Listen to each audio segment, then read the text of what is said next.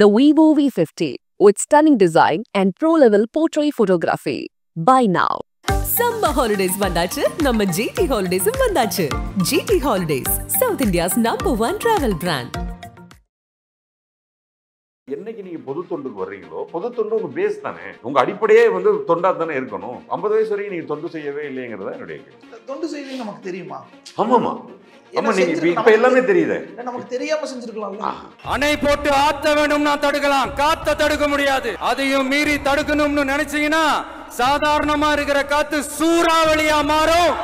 அனிதா மரணத்துக்கு அது மாதிரியான துப்பாக்கி சூடுக்கு போகல இல்ல, பல நடிகர்கள் போகல இல்ல, அதுக்கு போய் நிக்கிறாங்க. அரசியலுடைய வீரியம் வேறையா இருக்கு. இப்ப தூத்துக்குடி துப்பாக்கி சூடுனா திமுக, அதிமுக, சீமான் அண்ணன் நிறைய பேர் போய் நின்னாங்க இல்லையா? கட்சி தொடங்காத விஜய் அரசியல்வாதியினுடைய ஒரு பேஸ் இருக்கு இல்லையா, அதுல பர்சனல் இருக்கவே கூடாது. அவன் டோட்டலா மக்களுக்காக தன்னை அர்ப்பணிப்பவனாக இருப்பதுங்கிறது தான் இன்னைக்கு அரசியல்ல மிகப்பெரிய அரசியல் தலைவர்களாக இருக்காங்க. எல்லா பணிகளையும் விட்டுட்டு வராரு. இப்போ நான் மீண்டும் வருகிறேன், இவ்வளவு நாள் அவர் எதுவும் செய்யவில்லை, 50வது வயதிலிருந்து வருகிறார், அதானே சொல்ல வரீங்க? சரி, வராரு, வந்துட்டாரு, வாங்க அடுத்தது பேசுவோம். All the very best. DMK versus TVK தான் இனி அப்படின்றாரு. ரெண்டு பேருக்கு நடுவுல தான் போட்டியே. ஒன்னு டிவிகே, இன்னொன்னு டிஎம்கே. ரஜினிகாந்தோட போட்டி போட போகிறேன்னா எல்லாரும் திரும்பி பார்ப்பாங்க. நான் திரு நாராயணனோட போட்டு பாருங்க, நாராயணன் யாருன்னு கேட்பாங்க. அந்த மாதிரி டிவிகா யாருக்கு போட்டினா, இருக்கிறதுலே பெரிய கட்சி என்ன, ஆளுங்கட்சி என்ன, திமுக தான், அதுதான் போட்டின்னு சொல்லிட்டு போக வேண்டியதானே. இல்லையே, சி ஓட்டர் கருத்து கணிப்போ இந்த மாதிரியானதுல ஈஸியா ரெண்டாவது இடத்துக்கு வந்துட்டாரு. 2026 திராவிட முன்னேற்ற கழகம் 234 சீட்டுமே வெல்ல போகுதுன்னு நான் சொல்லுவேன். இன்றைக்கு இதே விஜய் சொல்வது போல் இந்த திமுக, அதிமுக ரெண்டையுமே அழிச்சு போகுன்னு சொல்லி எவ்வளவு பேர் சொல்லிட்டு இருக்கான். அன்னைக்கு நேரத்தை சொல்லிட்டு இருக்கான். திராவிடர் கழகம் ஆரம்பிச்ச காலத்திலேருந்தே சொல்லிட்டு இருக்கான். விஜயோட கரிஸ்மா, விஜயோட அந்த அட்ராக்ஷன், அவர் கிரியேட் பண்ணியிருக்கிற அந்த ஃபேன் பேஸ், பெண்கள் மத்தியில் இருக்கிற அவருக்கான அந்த செல்வாக்கு, மாற்று வேணும்னு நினைக்கிறவங்களுக்கான அந்த சிந்தனை, இதெல்லாம் வாக்குகளாக தான் இந்த விஜயகாந்துடைய வருகையினுடைய உங்களுக்கு பெரிய வருகை தேவைப்பட்டுச்சு. பட் அவர் என்ன பண்ணாரு? கூட்டணி தான் வைக்க முடியும். கமல் சார் என்ன பண்ணாரு? கூட்டணி தான் வைக்க முடியும். அவர் கூட்டணிக்குள்ள ஏன் போக வேண்டிய சூழல் வந்தது? நான் திரும்பவும் சொல்கிறேன், அது அரசியல் சூழ்ச்சி அல்ல. மக்கள் அவர்களை ஆதரிக்கவில்லை. ஊழல் கட்சிகள்னு சொல்லும் பொழுது ஏன் இது வரைக்கும் திமுகங்கிறவர் அதிமுக சொல்லலை? அப்புறம் இன்னொரு பிரச்சனை இருக்கு. நான் சொன்னோடனே சொல்லிவிடுவார். ஏன்னா விஜய் ஏன் எங்கள் தலைவர் பேரை சொல்லவில்லை, நான் இப்பொழுது சொல்லுகிறேன், திரும்ப கேட்டீங்களே முத்துவேல் கருணாநிதி ஸ்டாலின் சொல்லிவிட்டாரு. சொன்னோடனே அவர் துணை பொதுச் செயலாளர் அண்ணன் போஸ்ட் கிட்டவர்களே கேட்டீர்களா, கேட்டுக்கிட்டே இருந்தீங்களே எங்கள் தலைவர் சொல்லிட்டாரு. அதனால இப்ப சொல்றதுனால திரும்ப சொல்றதுக்கும் வாய்ப்பு இருக்கு. மாண்புமிகு திரு முத்துவேல் கருணாநிதி ஸ்டாலின் அவர்களே, மாண்புமிகு திரு மோடிஜி அவர்களே, நீங்க தானே கேட்டீங்க, வச்சுக்கோங்க. வாரிசு அரசியல் அதை அகற்றணும். இந்த மன்னராட்சியின் முதல்வர் அவர்களே அந்த அகற்றுறதுங்கிறது. அப்புறம் மன்னராட்சியில் ஏது முதல்வர்? மன்னராட்சியின் ராஜா அவர்கள் என்ன சொல்லுவாங்க? மன்னராட்சியில் எப்படி முதல்வர்?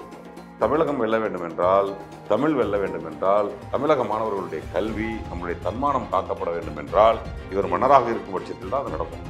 தின மக்கள் பிரச்சனைகளை மடைமாற்றி மக்கள் விரோத ஆட்சியை மன்னராட்சி போன்று நடத்துற இவங்க, நமக்கு எதிராக இவங்க பண்ற செயல்கள் ஒன்னா ரெண்டாங்க. உங்களுக்கு இன்னொன்று சொல்லி, உக்ரைனுடைய அதிபர் இருக்கார் இல்லையா, அவர் கதையை நீங்க இப்போ என்ன பண்ணணும்? உக்ரைனில் ஒரு மிகப்பெரிய ஆட்சி மாற்றம் வேணும். இவர் அரசியல் நிற்கிறாரு. அந்த நடிகருக்கு ஓட்டு போட்டான். கதையை அவர் எழுதலை, அந்த சிந்தனை அவரோடது கிடையாது. புரியுதுங்களா? எம்ஜிஆருக்கு எழுதிய எந்த பாடலும் எம்ஜிஆர் எழுதியதே கிடையாது. அது கண்ணதாசனும் வாலியும் மாற்றி எழுதுறது தான். வெப்சீரிஸ் என்னன்னா மக்களுக்கு என்ன வேணுங்கிறது அதில் இருந்துச்சு, கம்ப்ளீட்டாக இருந்துச்சு. அதுக்கும் அந்த நடிகருக்கும் சம்பந்தமே இல்லை. அதனுடைய விளைவு என்ன? அவர் நடிகர் தான் அப்படிங்கிறத ப்ரூவ் பண்ணிட்டாரா இல்லையா? யாரை பகைத்துக் கொள்ளக்கூடாதோ பகைத்துக் கொண்டார். அதனால அவர் ஜெயிச்சிட்டார்ல, அதிபர் ஆனார்ல. குழந்தைகிட்ட நெருப்ப தொட்டா சுடும்னு சொன்னா எந்த குழந்தையும் தொடுவது அல்ல. அதை மீறி சுட்ட குழந்தை ஒன்று இருக்கும்ல, அதையும் உங்களுக்கு சொல்லணுமேங்கிறதுக்காக சொல்றேன். இது சுட்டுக்கிட்ட குழந்தை. அப்படி ஒருவேளை தமிழக குழந்தைகள் தொட்டால் சுட்டுக் கொள்ளும் அப்படின்னு நான் தானே சொல்லணும். நான் நடிகர்னு சொல்லல. இப்பவே ஒரு முன்னாள் நடிகர் தான். ஆனா ஒரு படம் இருக்கிறதுனால இந்நாள் நடிகராக இருக்கலாம். சாப்பிட்டு சொல்லலாம் சார். ஆனா நீங்க இப்பவே அச்சுறுத்தல் இருக்கும், ஆபத்து இருக்கலாம். அப்படியெல்லாம் யாரும் அவரை கூப்பிட்டு என்ன ஆகுது? அரசியலுங்கிறதே உதாரணம். சிரஞ்சீவி அவர்களுக்கு வாக்களிக்காத அந்த ஆந்திர மக்களை நினைத்து பார்க்கும் பொழுது மக்களுடைய மனநிலை என்பது வேறு. பவன் கல்யாணை நினைச்சு பார்க்கலாம். இன்றைய சிறப்பு நேர்காணலில் நம்மோடு இருக்கக்கூடியவர் நடிகர், இயக்குனர், திமுகவின் தலைமை கழக பேச்சாளர்களுள் ஒருவர் போஸ் வெங்கட். வணக்கம் சார். திமுகவில் ரொம்ப ஆக்டிவாக இருந்துட்டு இருக்கீங்க, ஆனால் அதே நேரத்தில் திரைத்துறையிலையும் சூப்பர் ஆக்டிவாக இருந்துகிட்டு இருக்கீங்க. நிறைய விஷயங்கள் சினிமா மேடைகளில் பேசுகிறதே கூட சர்ச்சையாகிட்டு இருந்துச்சு. அதுலேயும் குறிப்பாக திரைத்துறையிலிருந்து ஒருத்தர் அரசியலுக்கு வரார், கட்சி தொடங்குறார், ஆட்சி அமைப்போம் அப்படிங்கிற கனவோட, ஒரு மாற்று சக்தியாக வரணும் அப்படிங்கிற ஒரு கனவோடு இருக்கார். அவரை குறி வச்சு விமர்சிச்சுக்கிட்டே இருக்கீங்களே. அப்படி சொல்ல முடியாது. சொன்னாங்க, நீங்கள் உங்கள் துறையில் இருந்துக்கிட்டே நீங்கள் பேசுகிறீங்களேன்னு சொன்னாங்க. பட் என் துறையிலிருந்து பேசுவதற்கு சரியாக இருக்குமோன்னு தான் பேசுகிறேன். அப்படி தான் நான் சொல்லணும். இப்போ பொதுவாக என்னுடைய சில கேள்விகள் இருக்கும்.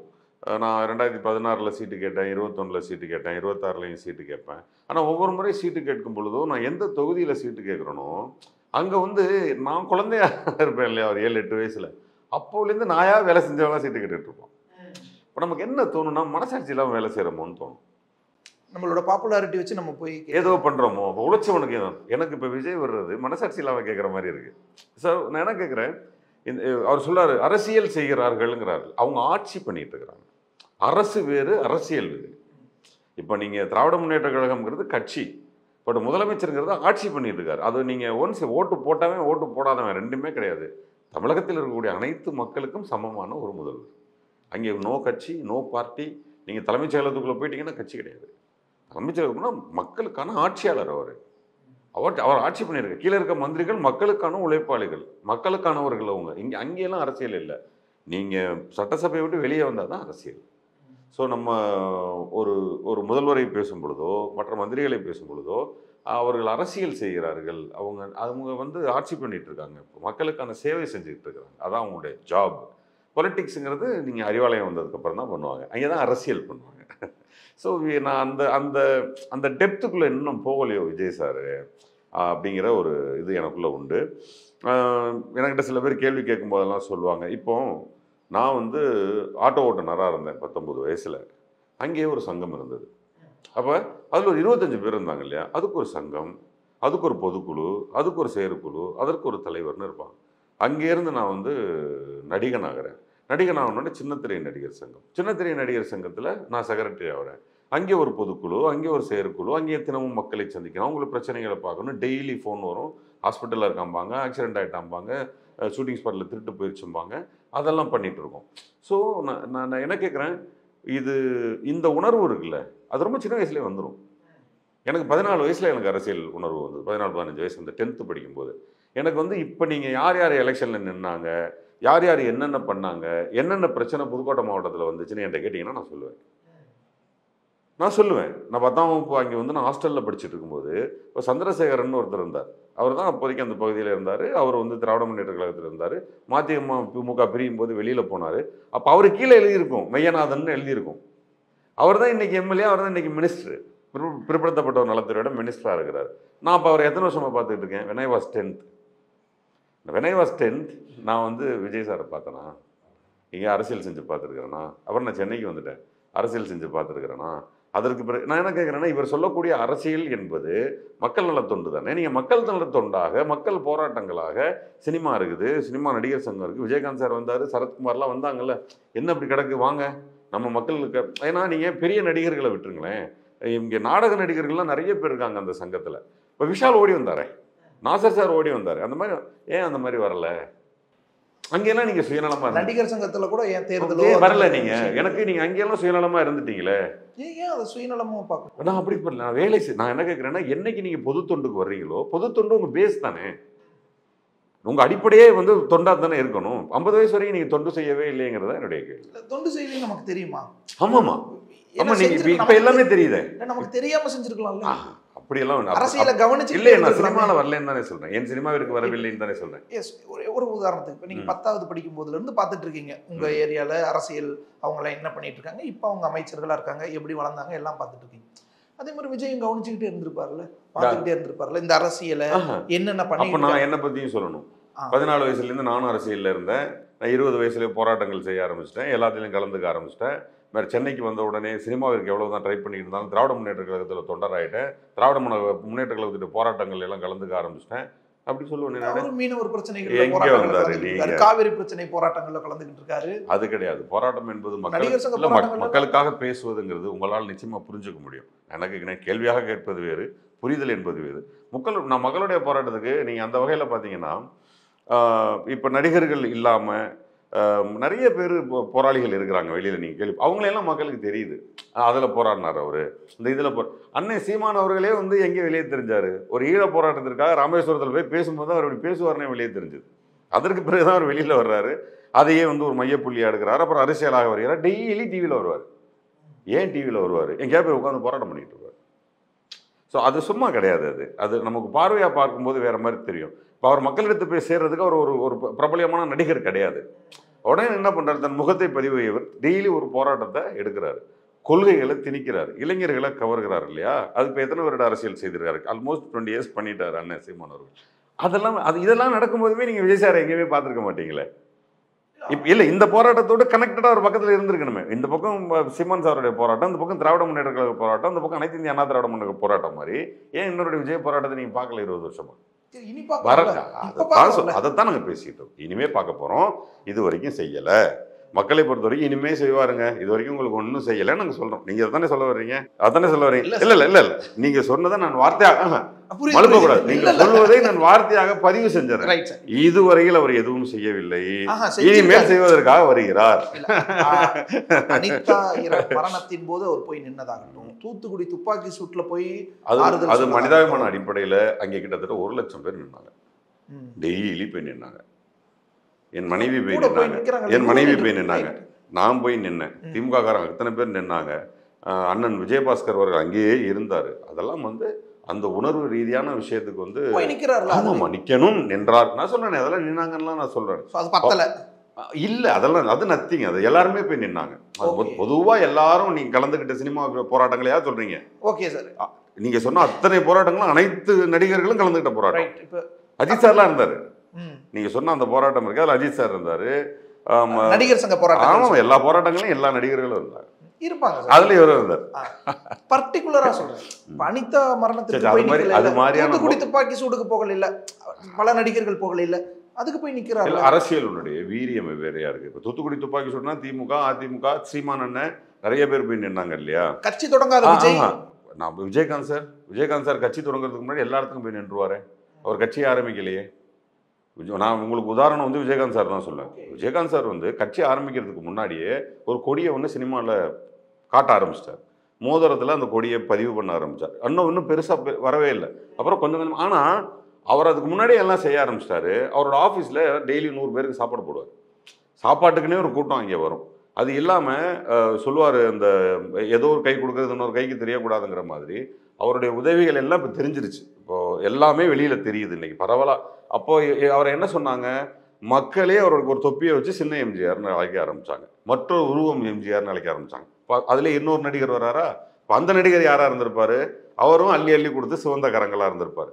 அதுக்கு தான் நேற்று ஒரு அருமையான உதாரணம் அண்ணன் திரு கருப்பழனியப்பன் சொன்னார். ஒரு பாடல்கள் எழுதிக்கிட்டே இருக்கும்போது அந்த கவிஞர் வந்து முதல் வரி எழுதிட்டாராம், நான் அழகாக ரசிப்பவன்னு எழுதிட்டாராம். அடுத்த வரி வந்து எழுதும்போது கலைஞர் வழியாக போயிருக்காரு. பொண்ணும் கவிஞர் கிட்ட என்ன ரொம்ப நேரமாக குழம்பி உட்காந்து, இல்லை எம்ஜிஆருக்கு ஒரு பாட்டு நான் அழகெல்லாம் ரசிப்பேன், அடுத்த வரி வரல அளவில்லாமல் அள்ளி கொடுப்போம்னு எழுது அப்படின்னாராம். கலைஞர் சொல்லியிருக்காரு, அவன் தான் அள்ளி அள்ளி கொடுக்குறான்னு எல்லாத்தையும். அப்போது ஒரு பேராகவே என்ன இருக்குது பாருங்கள், எல்லாருமே கொடைவள்ளல்கள். அது வந்து எம்ஜிஆருக்கும் பொருத்தமாக இருக்கிறது, திரு விஜயகாந்த் அவர்களுக்கும் பொருத்தமாக இருக்கிறது. இது சார் நாடு முழுக்க போராட்டங்கள் நடந்துட்டு இருந்துச்சு. அண்ணா ஹசரே ஊழலுக்கு எதிராக போராட்டம் நடந்தது. டெல்லியில் போய் பங்கெடுத்து வந்தேன். ஸோ அந்த அரசியல் ஊழலுக்கு எதிரான ஒரு ஸ்டாண்ட், மக்கள் பிரச்சனைகளில் தலையிடுறது எங்கேயோ அவருக்குள்ளே இருந்துக்கிட்டே தானே இருந்துச்சு. இல்லைன்னா அரசியல் வந்திருக்க மாட்டாங்க. இல்லைன்னா அரசியல். எஸ், அரசியல் என்பது அவங்களுக்கு வந்துட்டு அடிப்படையிலே வந்து உள்ள ஒரு உறுத்தலாகவே இருக்கும். பட் அவங்களுடைய சூழல், நடிக்கிற சூழல், குடும்ப சூழல் இதெல்லாம் வர முடியாமல் இருந்திருக்கும். இது ப்ராக்டிக்கல்.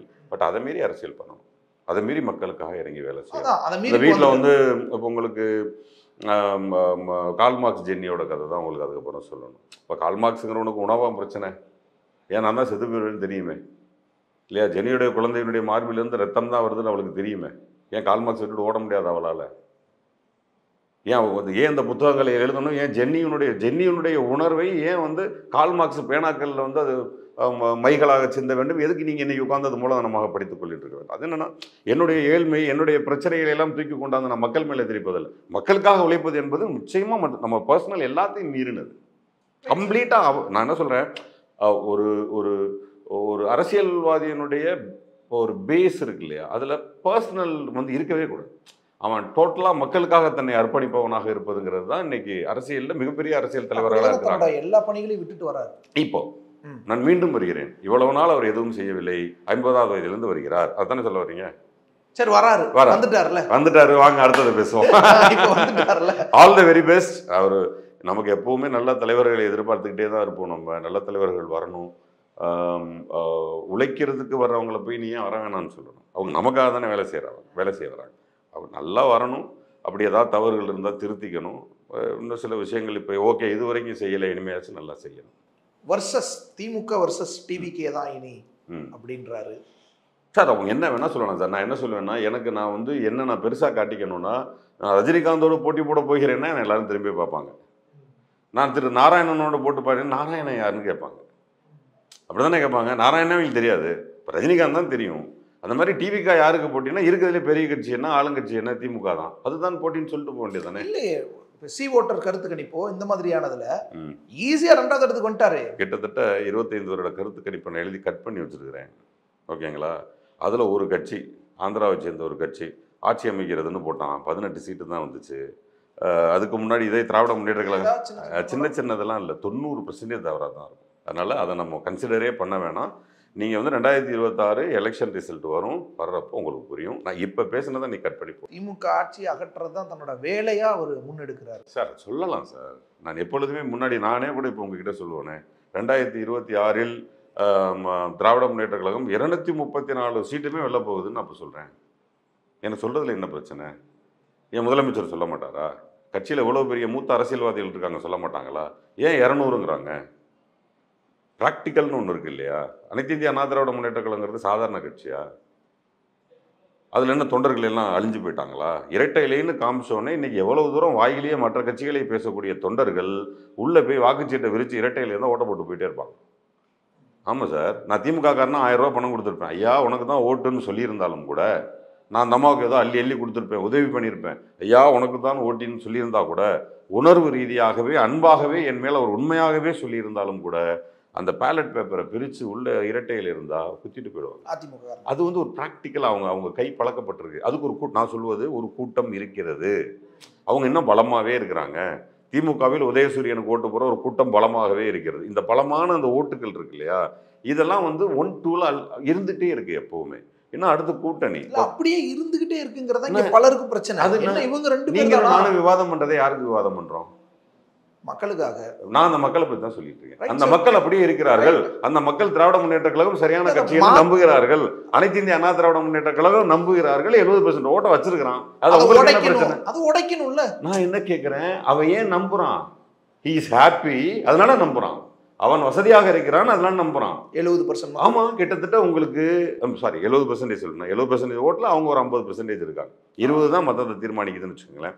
என்னை பொறுத்தவரையில், மக்களை பொறுத்த வரைக்கும், இப்போ திமுகவில் ஒருத்தன் இருக்கிறான்னா அவன் தனக்கான ஒரு கவர்மெண்ட்டாக அது இருக்குங்கிற இல்லைங்கிற பட்சத்தில் கோவம் வந்து வெளியே வந்துடுவானே. அவன் என்ன காரணத்துக்கு? அவன் அடிக்ஷனா? அது போதைப் பொருளா? அது ஒரு அதிமுகவில் இருக்கிறவன் போய் எதுக்கு நான் கட்டாயமாக இரட்டை இலையில் ஓட்டு போடணுங்கிறான்? எம்ஜிஆர் ஒருத்தருடைய பாதிப்புலேருந்து அவன் வெளியே வரவே இல்லை. இப்போ ஜெயலலிதா அம்மாவும் அவ்வளோ தவறான ஆட்சியெல்லாம் பண்ணிட்டு போகல. ரொம்ப புரட்சிகரமான ஒரு ஆட்சி தான் பண்ணிட்டு போனாங்க. ஏன்னா பிஜேபியோட சேராத வரைக்கும் நல்ல தலைவர் தான். அந்த அடிப்படை அப்படி ஒரு நல்ல தலைவராக இருந்துட்டு தானே போனாங்க. நல்ல கெட்ட தலைவர்களை உருவாக்கி வச்சுட்டு போயிட்டாங்க. அதான் பிரச்சனை. ஸோ பப்ளிக்கு தானே நீங்கள் பேசுகிறீங்க. அப்படி பார்க்க போனால் பப்ளிக்கே என்ன ஸ்ட்ராங்காக இருக்காங்க அந்த வாக்கில். இப்போ நீங்கள் ஏன் 1 எதுக்கு நீங்கள் வந்து உதயசூரியன் சொல்கிறீங்க, ஏன் திமுகன்னு சொல்கிறீங்க? 2 பற்றி தானே விவாதம் போயிட்டு இருக்கு. ஏன் 1 சொல்கிறோம்? ஏன் தோக்கவே இல்லையா? நம்ம தோக்கும்போது யார் 1ல் இருந்தா? அதிமுக திமுக எல்லாமே இன்னொரு ஆட்சிக்கு வந்து ஒன்று சொல்லுங்களேன். ஓகே, இன்றைக்கு இதே விஜய் சொல்வது போல் இந்த திமுக அதிமுக ரெண்டையுமே அழிச்சு போடுவோம்னு சொல்ல எவ்வளோ பேர் சொல்லிட்டு இருக்கான்? அன்னைக்கு நேரத்தை சொல்லிட்டு இருக்கான். திராவிடர் கழகம் ஆரம்பித்த காலத்துலேருந்தே சொல்லிட்டு இருக்கான். அன்னையிலேருந்தே இங்கே பிரச்சனை வேற. ஸோ அவங்க வந்து அந்த அழுத்தத்தை கொடுத்து கொண்டே இருப்பார்கள். ஒரு கட்டம் வரைக்கும் அழுத்தம் கொடுப்பார்கள். நான் என்ன சொல்கிறேன், அவர்கள் பயந்தெல்லாம் ஓட மாட்டாங்க. யாருமே வந்து அரசியல்வாதிகள் பின்னோக்கி செல்வது, அவருடைய கொள்கையிலிருந்து பின்னோக்கி செல்வது பயந்தெல்லாம் போகலை. What is practical? பப்ளிக் அவங்க கூடயே இருக்காங்க. பப்ளிக் வரமாட்டேங்கிறாங்க. அதுதானே சொல்றாங்க. சீமான் என்ன சொல்றாரு? அட என்னையா வாழ்னு கத்தினே திரும்ப திரும்ப திராவிட முன்னேற்ற கழகத்தையும் அண்ணா திராவிட முன்னேற்றத்தை உட்கார வைக்கிறீங்க தானே சொல்றாரு. அப்படின்னா என்ன அர்த்தம்? பப்ளிக் வரலன்னு தானே சொல்றாரு. என்கிட்ட பப்ளிக் வரலன்னு தான் சொல்றாரு. நாங்களும் இப்போ சொல்றது என்னன்னா, திரு விஜய் அவர்கள் மிக பிரமாதமான அரசியல்வாதி, வாருங்கள், நீங்க மிகப்பெரிய நடிகர், வாருங்கள் அப்படிலாம் நான் கூப்பிடுறேன். எனக்கு அது பிரச்சனை இல்லை. உங்களுக்கு எப்படி ஓட்டு போடுவாங்க? புரியுதுங்களா? அப்புறம் அவர் வந்து இந்த வாக்குகளை நான் இந்த முறை வந்து வாங்குவேங்கிறாரு. நான் என்ன சொல்றேன், எப்பவுமே ரொம்ப ஒரு ஒரு கர்வத்திலையும் சொல்லிடக்கூடாது. அந்த வகையில் பார்க்க போனீங்கன்னா, மக்கள் என்ன மனநிலையில் இருக்கான்னு சொல்லுறது நான் ஒன்றும் ஜோசியக்காரன் கிடையாது, இதயத்துக்குள்ள போய் தோண்டி பார்க்குற ஆளும் நான் கிடையாது. ஆனால் என்னை பொறுத்தவரையில் நீங்கள் சொன்ன மாதிரி கருத்து கணிப்புன்னு ஒன்று சொன்னீங்க இல்லையா, அப்படி பார்த்தா நமக்கு ஒரு 25 வருஷம் அரசியல் அனுபவம் இருக்கு இல்லையா, அப்போ அந்த கருத்து கணிப்பு நமக்கு இருக்கும் இல்லையா. அந்த அரசியல் கருத்து கணிப்பில் நான் என்ன பண்ணுறேன், இன்னைக்கு ட்வீட் போட்டேன். இன்னைக்கு என்ன ட்வீட் போட்டேன்? திமுக 200 அப்படின்னு தான் இன்னைக்கு போட்டேன். பிடிப்போம் 200, படைப்போம் வரலாறுன்னு போட்டேன். ஸோ இது வந்து என்னன்னா, இப்பவும் கூட நான் சொல்லனே, 200 இல்லைங்க, 199 இருக்கலாம், 198 இருக்கலாம், 190, 180க்கு மேலே தான் அப்படிங்கிறது என்னுடைய கருத்து கணிப்பு. அவ்வளோ 180 கூட இருக்கலாம். ஏன் இப்படியும் சொல்கிறேன், 234 இருக்கு. ஸோ மக்களுடைய இதை வந்து பிளானை வந்து நான் சொல்றதுக்கு நான் வந்து யோகி கிடையாது. இல்லை சார், விஜயோட கரிஸ்மா, விஜயோட அந்த அட்ராக்ஷன், அவர் கிரியேட் பண்ணியிருக்கிற அந்த ஃபேன் பேஸ், பெண்கள் மத்தியில் இருக்கிற அவருக்கான அந்த செல்வாக்கு, மாற்று வேணும்னு நினைக்கிறவங்களுக்கான அந்த சிந்தனை, இதெல்லாம் வாக்குகளாகாதா? நீங்கள் வந்து திரு ரஜினிகாந்த் அவர்கள், திரு கமலஹாசன் அவர்கள் 2 பேரையும் கம்பேர் பண்ணும்போது, கமல் சாரோட கரிஷ்மாவோட அவங்களுக்கு ஒரு நல்ல கரிஷ்மா தேவை. அவருடைய வருகையோட ஒரு மிகப்பெரிய வருகை நமக்கு இருக்குது. திரு விஜயகாந்த் அவர்கள், ரஜினி சார் கமலஹாசன் சொல்லப்பட்டாலும் வசூலில் ரஜினி சார் விஜயகாந்த் தான். ராமராஜன் விஜயகாந்த், ராமராஜன் கொஞ்ச நாள், விஜயகாந்த் தான். அந்த விஜயகாந்தனுடைய வருகையினுடைய அவங்களுக்கு பெரிய வருகை தேவைப்பட்டுச்சு. பட் அவர் என்ன பண்ணார்? கூட்டணி தான் வைக்க முடிஞ்சது. கமல் சார் என்ன பண்ணார்? கூட்டணி தான் வைக்க முடிஞ்சது. அவர் கூட்டணிக்குள்ளே ஏன் போக வேண்டிய சூழல் வந்தது? நான் திரும்பவும் சொல்கிறேன், அது அரசியல் சூழ்ச்சி அல்ல. மக்கள் அவர்களை ஆதரிக்கவில்லை. மக்கள் அவர்களை நடிகர்களாக பார்க்கிறார்கள். நடிகர்கள் தான் அப்படிங்கிறத அவங்க ரொம்ப தெளிவாக இருக்கிறாங்க. உங்களுக்கு இன்னொன்று சொல்லி, உக்ரைனுடைய அதிபர் இருக்கார் இல்லையா, அவர் கதையை நீங்கள் கேள்விப்பட்டிருப்பீங்க. அதை நான் வந்து மக்களுக்கு சொல்லணும்னு ஆசைப்பட்றேன். நான் உங்களுக்காகவே சொல்கிறேன். ஒரு நடிகர் அவர் எழுதிய கதை அல்ல, யாரோ எழுதியது. அவர் எழுதிய திரைக்கதை அல்ல, யாரோ எழுதியது. அவர் நடிக்கவில்லை, யாரோ சொல்லி கொடுத்ததை நடித்தார். அதுதானே இந்த web series super duper hit. அப்போ அதோட டைட்டில் என்ன? ஆட்சி மாற்றம். அப்போ என்ன பண்ணணும்? உக்ரைனில் ஒரு மிகப்பெரிய ஆட்சி மாற்றம் வேணும். இவர் அரசியல் வந்து நிற்கிறாரு. அந்த நடிகருக்கு ஓட்டு போட்டான். கதையை அவர் எழுதலை, அந்த சிந்தனை அவரோடது கிடையாது. புரியுதுங்களா? எம்ஜிஆருக்கு எழுதிய எந்த பாடலும் எம்ஜிஆர் எழுதியதே கிடையாது. அது கண்ணதாசனும் வாலியும் மாற்றி மாற்றி எழுதுறது தான் இல்லைங்களா? ஆனால் எல்லாம் புரட்சி பாடல்கள். ஆனால் என்ன நடந்திருக்குன்னா, எனக்கு இப்படி பாடல் எழுதுங்கள்னு வேணால் அவர் சொல்லியிருக்கலாம். அப்போ உணர்வு ரீதியாக இவர் உணர்வை பிரதிபலிச்சிருக்கலாம், அவரே எழுதியிருக்கலாம். இந்த நடிகருக்கு அது கூட இல்லை. யாருக்கு? உக்ரைனில். அந்த வெப்சீரிஸ் வந்து என்னன்னா, மக்களுக்கு என்ன வேணுங்கிறது அதில் இருந்துச்சு, கம்ப்ளீட்டாக இருந்துச்சு. அதுக்கும் அந்த நடிகருக்கும் சம்மந்தமே இல்லை. அதனுடைய விளைவு என்ன? அவர் நடிகர் தான் அப்படிங்கிறத ப்ரூவ் பண்ணிட்டாரா இல்லையா? யாரை பகைத்துக் கொள்ளக்கூடாதோ பகைத்து கொண்டார். அதனால சொல்றேன், நீங்க செகண்ட் பேஸ் பேசுறீங்க. ஆனா நான் ஃபர்ஸ்ட் பேஸ்ல சொல்றேன், அவர் ஜெயிச்சிட்டார்ல, அதிபர் ஆனார்ல, உக்ரைன் அதிபர் ஆனார்ல. ஒரு 1000 உதாரணத்துல ஒரு உதாரணத்தை நான் ஏன் கொஞ்சம் லேட்டாவே உங்களுக்கு நான் கன்வே பண்றேன்னா, எப்பவுமே குழந்தைகிட்ட நெருப்பை தொட்டா சுடும்னு சொன்னா எந்த குழந்தையும் தொடுவது அல்ல. பெரும்பாலும் தாய் தந்தை சொல்வதை கேட்கக்கூடிய குழந்தைகள் தான் அதிகம். அதை மீறி சுட்ட குழந்தை ஒன்று இருக்கும்ல, அதையும் உங்களுக்கு சொல்லணுமேங்கிறதுக்காக சொன்னேன். இது சுட்டுக்கிட்ட குழந்தை, மற்ற குழந்தையெல்லாம் தப்பிச்சுக்கிச்சு. நான் சுட்டுக்கிட்ட குழந்தைய பற்றி உங்ககிட்ட ஏன் சொல்கிறேன்னா, அப்படி ஒருவேளை தமிழக குழந்தைகள் தொட்டால் சுட்டுக்கொள்ளும் அப்படின்னு நான் தானே சொல்லணும். அதைத்தான் உங்களுக்கு கன்வே பண்ணுறேன். நான் என்ன கேட்குறேன், எல்லாத்தையுமே உங்களுக்கு பாதிப்பில்லாத விஷயங்களையே சொல்லிக்கிட்டு இருந்தால் எப்படி? பாதிப்பு என்ன வருங்கிறதையும் சொல்லணும்ல. அதுக்கு ஒரு உதாரணம் உலகத்தில் இருக்கும்ல எப்போதுமே. அதுக்கு ஒரு உதாரணம் தான் உக்ரைனுடைய அதிபர். அதனால கன்வே, நான் நடிகர்னு சொல்லலை, நான் நடிகர்னு சொல்லலை, நான் பார்த்த அரசியல்வாதிங்கிறேன். இனி நடிகர்லாம் கிடையாது. ஜனநாயகம் ரிலீஸ் ஆனதுக்கப்புறம் நடிகர்னா முன்னாள் நடிகர் தானே சொல்லணும். போடுறோம், தோத்து போட்டால் முன்னாள் எம்எல்ஏ, முன்னாள் மினிஸ்டர்னு போடுறோம் இல்லையா, அது மாதிரி முன்னாள் நடிகர்னு தான் போடணும். இப்போவே ஒரு முன்னாள் நடிகர் தான். ஆனால் இப்போ ஒரு படம் இருக்கிறதுனால இன்னாள் நடிகராக இருக்கலாம். அது வரைக்கும் நம்ம நடிகர் விஜய்னு சொல்லலாம். அதுக்கப்புறம் பொலிட்டீஷியன் விஜய் தான், முன்னாள் நடிகர் விஜய் தான் இல்லையா. நான் சொல்லுவது இல்லை, அதை சொல்லலை. ஒரு கார்பெண்டர் டீ கடை வச்சாலும் வாங்க கார்பெண்டர் தான் கூப்பிடுவோம். புரியுதுங்களா? அவர் டீ கடை வச்சிருக்காங்க, வாங்க டீ கடைக்காரன்னு கூப்பிடுறதுக்கு ரொம்ப நாளாகும். அதனால இப்போ ஒரு தொழிலேருந்து வந்திருக்கிறாரு. இவருடைய அரசியல் இவர் வந்து இவ்வளவு நாள் கார்பெண்டராக பார்த்துட்டோம், இன்னும் டீ குடிக்கல, இன்னும் டீ ஆற்றலை, டீ கடையில் இன்னும் ஷோ பண்ணலை, அந்த பாலை வாங்கி நான் வாயில் வச்சு பார்க்கல, சாப்பிட்டுட்டு சொல்கிறேன். சாப்பிட்டுட்டு சொல்லலாம் சார். ஆனா நீங்க இப்பவே அச்சுறுத்தல் இருக்கும், ஆபத்து இருக்கலாம் அப்படின்னு அப்படியெல்லாம் யாரும் அவரை கூப்பிட்டு என்ன ஆகுது? அரசியலுங்கிறதே செலன்ஸ்கி உதாரணம் அப்புறம் எதுக்கு? ஆபத்துங்கிறது மக்களுக்கு நம்ம என்ன கன்வே பண்ண விரும்புறோம்னா, இப்படி ஒரு ஆபத்து இருந்ததுன்னு சொல்றோம். இப்படி ஒரு ஆபத்து இருந்தது, அதையும் தெரிஞ்சுக்கணும் இல்லையா? நம்ம இப்படி ஒரு அதிபர் இருந்தாருன்னு தெரியணும் இல்லையா மக்களுக்கு? நடிகர்கள் என்று ஓட்டு போட்டாங்கன்னு தெரியணும் இல்லையா? நான் திரும்ப திரும்ப சொன்னாலும், இது கொஞ்சம் என்னடா பழசா நீ திரும்ப சொல்றேன்னு சொன்னாலும், சிரஞ்சீவி அவர்களுக்கு வாக்களிக்காத அந்த ஆந்திர மக்களை நினைத்து பார்க்கும் பொழுது மக்களுடைய மனநிலை என்பது வேறு. பவன் கல்யாணை நினைச்சு பார்க்கணும். பவன் கல்யாணை நினைத்து பார்க்கணும். பவன் கல்யாணம் ஒன்றும் சாதாரணமா வரல, கூட்டணியோட தான் வந்தாரு. தனியா நின்ன பெண்ணை ஓட்டு வாங்கினாரு. தனியா நின்ன பெண்ணை ஓட்டு வாங்கினாரு. எத்தனை சீட்டு வாங்கினாரு? கூட்டணி ஆட்சியவே மாத்த வச்சது. அதுதான் சொல்றேன். இப்ப இவர் கூட்டணிக்கு போறாரு, தனியா நிக்கிறாரு அவங்க விஜய். இவர் தலைமையில கூட்டணி அமைக்கிறார். யாரு கூட வரா? வருவாங்க. யாருங்க வருவாங்க? அதுதான் சொல்றேன். இதை காலம் தீர்மானிக்கும், அந்த காலத்தை வெயிட் பண்ணி பார்ப்போம். ஒருவேளை திமுகக்கு இப்ப பயம் அப்படிங்கிறது அதிமுக பாஜக மற்ற கட்சிகள் கூட இல்ல, தாவேகா தான், விஜய் தான் திமுகக்கு இப்போ ஒரு அச்சுறுத்தலா இருக்கு. மீண்டும் எனக்கு வந்து என் உள்ளுணர்வையும் நான் முதல்வரோட ரொம்ப நெருக்கம்ங்கிற முறையிலையும், சின்னவரோட ரொம்ப நெருக்கம்ங்கிற முறையிலையும், அதற்கு முன்னாடி நான் தலைவரோடு மிகப்பெரிய பயணம் செய்தவன்கிற முறையிலையும், இந்த 3 இருக்குது. இந்த 3லையுமே நான் பெரிய சுயநலவாதி இல்லை. அதனால தான் நீங்கள் அரசியலில் நான் இன்றைக்கி வரைக்கும் ஒரு தலைமை கழக பேச்சாளராகவே இருக்கேன். ஸோ நான் அவங்களோட ரொம்ப நெருங்கி பழகிறேன், நிறைய பேசுகிறேன். அந்த வகையில் இதில் ரொம்ப கிளியராக இருக்கிறாங்க. திராவிட முன்னேற்ற கழகத்தை பொறுத்த வரைக்கும் தலைவர்கள் வந்து ரொம்ப கிளியராக இருக்கிறது என்னென்னா, மக்கள் தீர்ப்பே மகேசன் தீர்ப்பு. அதில் ரொம்ப கிளியராக இருக்கிறாங்க. ஏன்னா ஒரு திராவிட முன்னேற்ற கழகம் மாதிரி தோற்றதுக்கு அப்புறமும் ஸ்ட்ராங்காக நின்ன கட்சி வேறு எங்கேயுமே கிடையாது. கொஞ்ச நாள் அந்த கட்சி அழிஞ்சிடும்.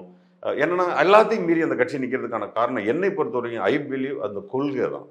அந்த தலைவர்கள் இந்த கொள்கையை விடாமல் பிடிச்சிக்கிட்டு இருக்கிறது தான் நான் நம்புகிறேன். இப்போ இந்த 2026 தேர்தலில் வெல்வோம் என்று சொல்வது, இதுவரைக்கும் நமக்கு பாரதிய ஜனதா மாதிரியான ஒரு சென்ட்ரல் இருக்கிற இடத்துல நம்ம இங்கே காப்பாற்றப்பட வேண்டிய விஷயங்கள் நிறைய இருக்கு. சொல்கிறேன், நான் சொல்லிடுறேன். எங்கள் அனுபவம் என்பது ஒன்று இருக்கு இல்லையா? இப்போ இதெல்லாம் நம்ம ஒரு போராட்டங்களை தொடர்ந்து செய்து கொண்டு இருக்கும் பொழுது விஜய் வந்து தனிக்கட்சி ஆரம்பிச்சு பண்ணணுங்கிறது இல்லை, ஆதரவு கொடுத்துட்டே போயிருக்கலாம். இல்லை சொல்கிறேன், அதான் அவர் இது வரைக்கும் ஊழலை ப்ரூவ் பண்ணலையே. நான் இப்படி கேட்குறேனே, நேற்று நான் சொல்ல வந்தது சொல்லிட்டு இங்கே வந்துடுறேன். ஸோ அப்போ இப்போ யார் எங்கே வேணாலும் கூட்டணி செல்லலாம், யார் எங்கே வேணாலும் செல்லலாம், ஆட்சி மாற்றம் நடக்கலாம், முதல்வர். ஆனால் இதெல்லாம் இவ்வளவு நாள் நடந்த பொழுது தலைவர் கலைஞர் அவர்கள் எங்கேயாச்சும் தன் வேலையை விட்டு வெளியில் போனாரா? அதே போல் எடப்பாடி பழனிசாமி அவர் முதல்வராக இருந்தாரா, மு.க. ஸ்டாலின் முதல்வராக இருக்கிறாரா என்ற கேள்வியை வட மாநிலங்களே கேட்டுச்சு. ஏன்னா அந்த அளவுக்கு எதிர்கட்சியாக இருந்த பொழுதும் செயல்பாட்டோடு இருந்த மிகப்பெரிய தலைவர்களை கொண்ட கட்சி திராவிட முன்னேற்ற கழகம் இல்லைங்களா? இப்போ நீங்க கேட்ட கேள்விக்கு நான் வரேன். என்ன கேட்டீங்க? கொள்கை, அதே கொள்கை தானே. பாஜக இப்படி இருக்கும்போது தமிழ்நாட்டை நான் இன்னொரு விஷயம் சொல்லட்டா, இது வரைக்கும் இதை கேள்விப்பட்டிருக்கவே மாட்டீங்க. நான் மேடைகளில் கூட பேசுறீங்க. திராவிட முன்னேற்ற கழகத்தின் மேலே இருக்கக்கூடிய அந்த தலைவர்கள் மேலே போடப்பட்ட கேஸ் நிறைய இருந்திருக்கும். அது புட்டப் கேஸாக இருந்திருக்கும், எப்படி வேணா இருந்திருக்கலாம். 2G கேஸ் இருந்தது, 2G கேஸ்லேருந்து வெளியில் வந்துட்டாங்க. சர்க்காரியா கமிஷன், அது என்னென்னமோ இருக்குது. லைனா நிரூபிக்கப்பட்ட ஏதாவது ஒரு கேஸ் இருக்கா? பொன்முடி வழக்குல தீர்ப்பு வந்து எங்கே வந்துருக்கு? ஏன் அமைச்சராக இருக்காரு? ஏன் அமைச்சராக இருக்காரு? நிரூபிக்கப்படலாம் அமைச்சராக. ஆனால் ஜெயலலிதா அம்மாவோடது நிரூபிக்கப்பட்டுச்சு இல்லையா? A1 A2 2 குற்றவாளிகள்னு சிறையில் அடைக்கப்பட்டாங்க இல்லையா? இப்போ ஊழல் கட்சிகள்னு சொல்லும் பொழுது ஏன் இது வரைக்கும் திமுகங்கிறவர் அதிமுக சொல்லலை? அப்புறம் இன்னொரு பிரச்சனை இருக்குது. நான் சொன்னோடனே சொல்லிவிடுவார்.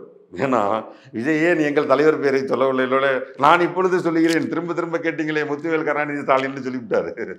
சொன்னோடனே அவர் துணை பொதுச் செயலாளர் அண்ணன் போஸ்ட் கிட்டவர்களே கேட்டீர்களா, கேட்டுக்கிட்டே இருந்தீங்களே எங்கள் தலைவர் சொல்லிட்டாரு. அதனால் இப்போ சொல்கிறதுனால திரும்ப சொல்கிறதுக்கும் வாய்ப்பு இருக்குது. அவங்க அந்த அம்மாவுடைய நகையினுடைய கணக்கு 1500 ஏக்கர் அந்த நிலத்தினுடைய கணக்கெல்லாம் நீங்கள் இப்போ பார்த்துருப்பீங்க. ஸோ அதற்கான எதிர்ப்பு குரலை இவ்வளவு நாள் கொடுக்காம இருக்கிறதுங்கிறதே ஊழலாட்சிங்கிறீங்க. இப்போ நீங்கள் சமீபத்தில் நிரூபிக்கப்பட்ட ஊழலாட்சி, ஊழல்ங்கிறது நிரூபிக்கப்படணும், நிறைய கேஸ் ஃபைல் பண்ணப்பட்டிருக்கணும், யாராவது ஒருத்தங்க அரெஸ்ட் பண்ணப்பட்டிருக்கணும். நான் ரொம்ப காமனாக உங்களுடைய பேரை சொல்லி நான் உங்கள் மேலே என்ன வேணால் பழி சுமத்தலாம். இப்போ நான் வெளியில் போகும்போது யார்ட்டையாவது கூப்பிட்டு என்னங்க ஒரு இன்டர்வியூ பண்ணுறாரு, பயங்கர ரேசிஸ்டாக இருக்காரு, நான் போயிட்டேன். நீங்கள் என்ன ரேசிசம் பண்ணீங்கன்னு வெளியே தெரியாது, நம்ம நல்லா தான் பேசிட்டு போயிருப்போம். நான் சொல்லிட்டு போயிட்டேன். பட் உங்களை பார்க்குறவன் ரேசிஸ்டாக தானே பார்ப்பான். இப்போ நீங்கள் பக்கத்தில் இருக்கிறீங்க, விசாரிச்சிருவான். பப்ளிக் எப்படி விசாரிக்க முடியும்? ஒரு முதல்வரை சொல்லிட்டு போக வேண்டியது தானே. இது அரசியலில் எப்போவுமே நடக்கிறது தான். அரசியலில் ஒரு கட்சி இருந்தால் எதிராக வரக்கூடிய கட்சி பலம் பொருந்திய தலைவரோ, பலமில்லாத தலைவரோ, தெரிந்த தலைவரோ, தெரியாத தலைவரோ, அறிமுகம் இல்லாதவரோ, முகம் தெரியாதவரோ, ரொம்ப அழகாக இந்த ஆட்சியில் ஊழல் நடக்கிறது அங்கே தான் ஆரம்பிப்பான். அது அமெரிக்காலையும் தான், ஆப்பிரிக்காலையும் தான், சோமாலியாலையும் தான், உகாண்டாலையும் தான். எடுத்து இந்த ஆட்சி ஊழல் ஆட்சி. அப்போ அவனுக்கு ஒரு ஆட்சி நல்லா இல்லை, ஒரு ஆட்சி இப்படி நடக்கலை அப்படி நடக்கலைங்கிற குறிப்பு எழுதுறது இருக்கு இல்லையா, அதுக்குள்ள எல்லாம் போக மாட்டாங்க எந்த தலைவர். ஊழல் ஆட்சி முடிச்சுட்டு போயிட்டே இருப்போம். அதானே, அதுதான் அவரும் சொல்றாரு. எந்த ஊழலை குறிப்பா சொன்னாரு? சரி, வாரிசு இதை சொல்லிருங்க. அவர் குறிப்பாக சொல்லப்பட்ட ஒரு 4 ஊழல்கள். சரி, இப்போ வாங்க. இல்ல, இப்போ வாங்க, இப்போ வாங்க அடுத்த கேள்வி. எதுவும் வரலையே. இல்ல, அதை ஏன் சொல்றாரு? அப்புறம் சொல்லக்கூடாது இல்ல. நிரூபிக்கப்படாத குற்றச்சாட்டு, நிரூபிக்கப்படாத குற்றம் குற்றமா? அது நம்ம அவனை என்னன்னு சொல்லுவோம்? நிரூபிக்கப்படாத குற்றம் சொல்லுவோம், நம்ம யாருன்னு சொல்லுவோம்? பொய்யன்னு சொல்லுவோம். அடுத்த கேள்வி. வாரிசு அரசியல் அதை அகற்றணும், மன்னராட்சி தேவையா? வாரிசு அரசியலுக்கு நான் பதில் சொல்லிட்டேன், பப்ளிக் எல்லாம் பார்த்துட்டாங்க. இன்னைக்கு எனக்கு தெரிந்தோ தெரியாதோ என்னுடைய சகோதரன் உங்களுக்கு இந்த உணர்வு, இன்னைக்கு அரசியல் பேசக்கூடிய உணர்வு, சினிமா உணர்வு, கலை உணர்வு எல்லாமே நிச்சயமாக உங்களுக்கு தாயிடமோ தந்தையிடமோ தாத்தா, அதாவது ஜீனா வருவது. எங்கள் அப்பா மிகச்சிறந்த பாடகர், பிரமாதமாக. எங்கள் பெரியப்பா நாடகம்லாம் போட்டிருக்காரு. அது நான் வழியாக எங்கள் அண்ணன் பிரமாதமாக படம் வரைவார். அவரை பார்த்து படம் வரைஞ்சேன் நான். எனக்கு அந்த ட்ராயிங் வந்துச்சு. நாங்கள் ட்ராமாக்கள் போட்டோம். அந்த ட்ராமாக்கள் அந்த குச்சியெல்லாம் கட்டுவோம். அப்போ என்னோடய ஃபாதர் கூட சேர்ந்து கட்டுவார். கட்டி அந்த பேனர்லாம் அவர் தான் எழுதுவார். ஸோ அப்போ அவருக்கு என்னென்னா கலை நாங்கள் அப்படியே வந்துட்டோம். இப்போ என் பையன் நான் அந்த வேலைக்கு போய் இந்த வேலைக்கு போய் ப்ரெஷர் பண்ணிட்டு என்னையே கேட்காம ஹீரோவாக நடிக்க போயிட்டான். இப்போ என் பொண்ணுக்கிட்ட நீ இதை படிமா, அங்கே போ இங்கே போங்கிறேன். இல்லை டேடி நான் அந்த மாடலிங் அப்படின்றது நேற்று. அது ஒரு மாதிரி வழியாக வருது. நம்ம அதை மீறி இந்த கல்வி எல்லாம் கொஞ்சம் எஜுகேஷன்லாம் வந்தோடனே தான் நம்ம எல்லாருமே மாறுறோம். அதை லைக் நான் சொல்கிறது, இந்த வழியாக ஒரே வேலையாக, ஆமாம், வேறு வழியாக ஒரு வேலையை செய்கிறதுல நமக்கு உடன்பாடு கிடையாது. எல்லாமே வெளியே போய் இப்போ வேறு வேலைகளை செஞ்சு உலகத்தில் பரந்த வாழ்க்கையை தான் நம்ம வாழணும். பட் அது மீறி ஒன்று வருதுன்னு நான் சொல்கிறேன். அது விஜய் சாருக்கும் இருக்குது. அவர் வழியாக அவங்க சினிமா தோன்றலில் இருக்கிறாங்க. மேடையில் பேசும்போது வீரியமாக பேசுகிறோம். பட் ப்ராப்பராக ப்ராக்டிக்கலாக சொல்லணும்னா ஒரு அருமையான குடும்பம் என்னுடைய அன்பு சகோதரன் விக்ராந்தெல்லாம் அந்த ஃபேமிலியை சேர்ந்தோம். என்னோட அன்பு சகோதரன் சஞ்சய் அந்த ஃபேமிலியை சேர்ந்தவர் தான். நாங்கள் எல்லாமே ஃப்ரெண்ட்ஸ் தான். ஸோ இப்போ அது நாங்களே சினிமாக்கள் தான் பேசுகிறோம், கதை திரைக்கதை வசனங்கள் தான் பேசுகிறோம். இதுதான் வழி. அதை திரு உதயநிதி ஸ்டாலின் அவர்கள் எனக்கு தெரிந்தே கிட்டத்தட்ட இது நான் அவரோட பழக ஆரம்பித்து 15-16 வருடங்கள் நான் பழக ஆரம்பித்து 16-17 வருடங்களுக்கு மேலே ஆயிடுச்சு. முதல் முறையாக ஒரு ஐபிஎல்லில் தான் நாங்கள் மீட் பண்ணுறோம். பக்கத்தில் உட்காந்துருந்தோம். அப்போலேருந்தே எனக்கு பழக்கம். அப்புறம் இவங்கெல்லாம் சொல்கிறாங்க இவர் பிரச்சாரத்துக்கு வரதில்லைன்னு சொல்லிட்டு. நான் சொல்கிறது, தலைவர் இருக்கும்போதே அவர் பிரச்சாரத்துக்கு வருவார். நாங்கள் பிரச்சாரத்துக்கு போவோம், அவரும் பிரச்சாரத்துக்கு வருவார். ஒரு ஓட்டு கேட்டு போவார். அண்ணன் தமிழரசு இருக்காரில் அவர் இன்றைக்கி வரைக்கும் ஓட்டு கேட்குறாரு. யாருமே சொல்ல மாட்டாங்க. அருள்நிதி ஓட்டு கேட்குறாரு இப்போ வரைக்கும். அருள்நிதி நாளைக்கு அரசியல் என்ன திடீரென்று குடும்பத்தில் இருந்தது ஒவ்வொரு எலெக்ஷனுக்கும் அருள் வந்துடுவாப்புல ஓட்டு கேட்க, வீடாக போவாப்புல ஓட்டு கேட்க. அது அவங்க குடும்பத்தில் எல்லாருக்குமே அந்த பழக்கம் இருக்குது. ஆக்சுவலாக இவர் உதய் சார் அவர் ஓட்டு கேட்க போகும்போது எனக்கு முன்னாடி, நான் பழகினதுக்கெல்லாம் முன்னாடி 10 வருஷத்துக்கு முன்னாடிலேருந்தே அவங்க எப்படின்னா, இது இவர்கிட்ட உள்ள பழக்கம், முதல்வர்கிட்ட உள்ள பழக்கம். முதல்வர் தன்னுடைய 16வது வயசில் போய் நோட்டீஸ் போட்டு வருவாராம். ஏர்லி மார்னிங் போய் போடுவார். தலைவர் வருகிறார் அவர் நிப்பாட்டிட்டாராம் சைக்கிளை. நீ தலைவர் வருகிறான்னு டெய்லி நோட்டீஸ் போடுறிய, நீ யார்? நான் தாங்க தலைவரோட பையனாராம். ஸோ அது ஒரு விதமான ஒரு குடும்பத்துக்குள்ளே அந்த உணர்வு இருக்குது. அதனுடைய வாரிசாக இவர் வருகிறார். அப்போ நானே ஒரு முறை சின்னவர் அவர்கள்ட்ட கேட்டேன், நான் இந்த மாதிரி நீங்கள் அரசியலுக்கு வரணும் அப்படின்ற மாதிரி வராதப்போ சொல்லும் பொழுது, ஆனால் அரசியல் உணர்வுங்கிறது எனக்கு அடிப்படையாக பேஸாகவே இருக்குது. அரசியல் சம்மந்தப்பட்ட புத்தகங்கள் படிப்புங்கிறத நான் என் வீட்டிலே ஏன்னா என் வீட்டு லைப்ரரியில் வேறு புத்தகம் இருக்காது. நமக்கு ரொம்ப கேஷுவலாக பேசிகிட்டு இருக்கும்போது சொன்னது, வேறு புத்தகங்கள் இருக்காது. அது தேவையை பொறுத்தது. அந்த வார்த்தை எனக்கு ரொம்ப பிடிச்சிருந்தது. ஒரு முறை நான் நீங்கள் வந்தே ஆகணும்னு சொல்கிறதுக்காக நான் ரெட் ஜெயினில் அவர் இருந்தார். நான் முதல் நாள் ஃபோன் பண்ணேன், அண்ணன் காலையில் வந்துருங்கன்னாரு. அப்போ அவருக்கே தெரியாது, இந்த ரிவ்யூ பார்த்தா தான் தெரியும். போனேன், நீங்கள் அரசியலுக்கு வரணும்னு சொல்கிறதுக்காக போகிறேன். ஏன்னா எனக்கு அவரோட பழைய மட்டத்தில் அவருடைய நாலேஜ் எனக்கு தெரியும். போனப்போ என்னன்னு கேட்டார். எனக்கு என்ன தோணிடுச்சுன்னா, முந்திரி குட்டையாக நம்ம எதுவும் போய் சொல்ல போகிறோமோ, சரி வேணான்னு சால்வை போட்டுட்டு உடனே அவரை கூட ஏதோ உதவிக்கு இல்லைன்ட்டு வந்துட்டேன். எனக்கு இன்னும் நல்லா ஞாபகம் இருக்கும், ஒரு பச்சை கலர் சால் எடுத்து போத்துறேன். அவர் ரொம்ப நேரம் கேட்குறாரு, நீங்கள் ஏதோ சொல்ல வந்திருக்கீங்க. ஆமாம், எனக்கு என்னென்னா, நம்மளும் வெறும் தலைமை கழக பேச்சாளர் தான், நம்ம போய் நீங்கள் அரசியலுக்கு வரணும் அப்படின்னு. ஆனால் அதற்கு பிறகு அரசியலுக்கு வந்தோடனே ஒரு முறை போய் சால்வை பயங்கர சந்தோஷமாக என்ன ரிசீவ் பண்ணார். அப்போ ஒரு வார்த்தை சொன்னார், சொல்லிக்கிட்டே இருந்தீங்க, நடத்திவிட்டீங்களா அப்படின்னாரு. ஸோ மிகச்சிறந்த உணர்வாளர். அப்போவே நாங்கள் அரசியல் பேசும் பொழுது ரொம்ப தெளிவான பார்வையும் மக்கள் மேல் இருக்கக்கூடிய சீரிய சிந்தனையும் அவருக்கு இருந்துக்கிட்டு தான் இருந்துச்சு. இப்போ வெளியில் அவர் நடித்தது, அவர் சினிமாவாக இருப்பது, அவர் போட்டிருக்க டிஷர்ட்டுன்னு அதெல்லாம் பற்றி பேசுகிறாங்க. பட் ரொம்ப க்ளோஸாக நெருங்கியவர்களுக்கு அது அவரை பற்றி தெரியும். இப்போ நீங்கள் ஜோசப் விஜய்னு சொல்கிறோம், விஜய்னு சொல்கிறோம், இதெல்லாம் பேசுகிறோம். அவர் கூட பழகியவர்கள் 20 வருஷமும் பழகினவன் யார்ட்டா போய் கேட்டோம்னா இவருடைய அரசியல் உணர்வு என்னன்னு நமக்கு தெரியும். ஆனால் நமக்கு இது வரைக்கும் வெளியே தெரியலை. யாராவது சொல்கிறதுக்கு வாய்ப்பு இருக்குது. சார் அதான் வாரிசு அரசியல் அகற்றணுங்கிறாங்க. நீங்கள் சொல்லலாம் இவங்களுக்கு. இல்லை, நான் அந்த வாரிசை பற்றி சொல்லிட்டேன். தலைவரை பற்றியும் 2வது தலைவரை பற்றியும் சமீபத்திய தலைவரை பற்றியும் இல்லை நான் சொல்லிட்டேன். இல்லை சார், அரசியலுக்கு தலைவராகவே தான் இருக்கணுமா? நீங்க தான் முதன்மையா இருக்கணும். நான் இப்படி கேட்கவா? மன்னர் பரம்பரை இப்படி கேட்கவா? அவர் என்ன சொன்னாரு? வாரிசுகளை எல்லாம் அகற்றணுங்கிறார். மன்னராட்சியின் முதல்வர் அவர்களே அந்த அகற்றுறதுங்கிறது. அப்புறம் மன்னராட்சியில் ஏது முதல்வர்? மன்னராட்சியின் ராஜா அவர்கள் தானே சொல்லணும். மன்னராட்சியில் எப்படி முதல்வர் இருப்பாரு? மன்னராட்சி மாதிரி இல்ல. மன்னராட்சினா ஏது முதல்வர்? அங்கே ஏது சீஃப் மினிஸ்டர்? ரைட் சார், அது கிங்டம் தானே. கிங் தானே ஆழ்வாரு. அந்த மாதிரி இருக்கீங்க. ஐயோ, ஏங்க அவர் கிங் தாங்க, அவர் ராஜா தாங்க அவர். இதை நான் தான் நேற்று ஒரு மேடையில் சொன்னேன், மன்னராட்சி தான் நடந்துட்டு இருக்குதுன்னு சொன்னேன். மன்னனுங்கிறவன் யாருங்க? நம்ம கிரிக்கெட் ஆடுறோம், நம்ம நண்பன் வந்து இறங்குவான், டே இவன் 6 அடிக்கிறது இல்லை மன்னன்டா அப்படிம்போம். அதனால என்ன நடக்கும்னா என் டீம் ஜெயிக்கும். அதனால என் டீம் ஜெயிக்கும். 6 அடிக்கிறவன் மன்னன். அவன் ஆர்க்கர் போடுறதில்ல மன்னன்டா, நட்டியை சொல்லாமா பேசும்போது சொல்கிறோமா? ஆர்க்கர் போடுறோம் மன்னன்டா போட்டதுனால இந்தியா ஜெயிச்சதா? அந்த மாதிரி தமிழகம் வெல்ல வேண்டும் என்றால், தமிழ் வெல்ல வேண்டும் என்றால், தமிழக மாணவர்களுடைய கல்வி, நம்முடைய தன்மானம் காக்கப்பட வேண்டும் என்றால் இவர் மன்னராக இருக்கும் பட்சத்தில் தான் அது நடக்கும். ஏன் விஜயால இல்ல சீமானால, ஏன் மற்றவங்களால முடியாதா? இவங்களால தான் முடியும். அவர்களுக்கான வாய்ப்பு வரும்போது செஞ்சு காட்டட்டும். வாய்ப்பு உருவாங்க, மக்கள் கொடுப்பாங்க சார். இன்னொரு பக்கம் சார், மக்கள் தான் கொடுக்கணும். நீங்களும் நானும் போராடி என்ன நடக்க போகுது? மக்கள் தான் கொடுக்கும். மக்களுக்கு தெரியும் தானே சார். நான் ரொம்ப சிம்பிள் சார். இப்படி நின்றுட்டே இருப்போம், ஒருத்தர் வந்து பால் போடுவான், வந்தால் டெய்லி பால் போட போகிறான். நமக்கு தோணும், தம்பி இங்கே வாங்க அப்படின்னு கூப்பிட்டு விசாரிப்போம். அவர் பேசும்போதே தெரிஞ்சிடும் இவர் ஒழுங்கான ஆளா, சரியான ஆளா, வீட்டுக்குள்ளே பால் போட சொல்லலாமா, வெளியிலே பாத்திரத்தை வச்சிடலாமா. அப்புறம் சொல்லுவோம் நம்ம பாத்திரத்தை வெளியே வச்சுருப்போம், சில பேர் பாத்திரத்தை உள்ளே வைக்க சொல்லுவோம். இப்போ ஒரு சாதாரணமாக பால் போடுபவர், பேப்பர் போடுவவருக்கு எவ்வளோ கவனிக்கிறோம்னா, ஓட்டு போடுறதுக்கு முன்னாடி மக்கள் எவ்வளோ கவனிப்பாங்க. அதனால் இவர் வெளியிலே பால் ஊற்றிட்டு போகணுமா, உள்ளே வந்து பால் ஊற்றணுமான்னு மக்கள் தான் சொல்லுவாங்க. இல்லைன்னா வெளியிலே அனுப்பிச்சிருவாங்க. The Vivo V50 with stunning design and pro-level portrait photography. Buy now. Summer holidays வந்தாச்சு, நம்ம GT Holidays வந்தாச்சு. GT Holidays, South India's #1 travel brand.